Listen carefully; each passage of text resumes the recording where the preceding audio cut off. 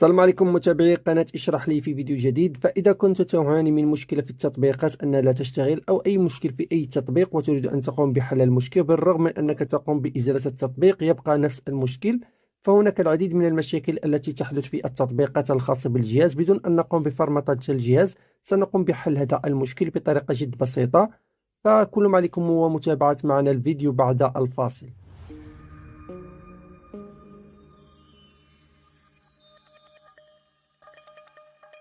مرحبا متابعينا، سنتطرق كيف تقوم بحل مشاكل التطبيقات. سنقوم بالتوجه مباشرة إلى الإعدادات، سوف نضغط عليها أو الضبط أو السيتنج حسب اللغة. بعد سوف تقوم بالنزول مباشرة إلى إدارة التطبيقات، تضغط عليها من جديد، ثم تأتي إلى إدارة إعدادات التطبيقات من هنا. بعدها سوف تظهر لك التطبيقات المتواجدة بالجهاز، سوف تأتي إلى الأعلى 3 نقاط ستضغط عليها من هنا.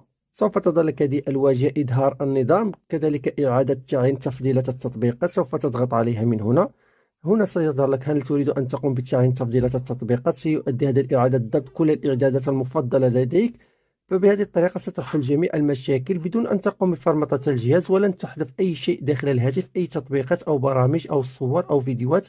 لن يتم حذف أي شيء، كل شيء سيبقى في الجهاز، لكن سيتم حل جميع المشاكل الخاصة بالتطبيقات بهذه الطريقة. فقط ستضغط على إعادة تعيين من هنا، ستضغط عليها ثم سيتم حل جميع هذه المشاكل. وإذا عجبكم الفيديو لا تنسوا اللايك وكذلك مشاركة الفيديو لتعم الفائدة.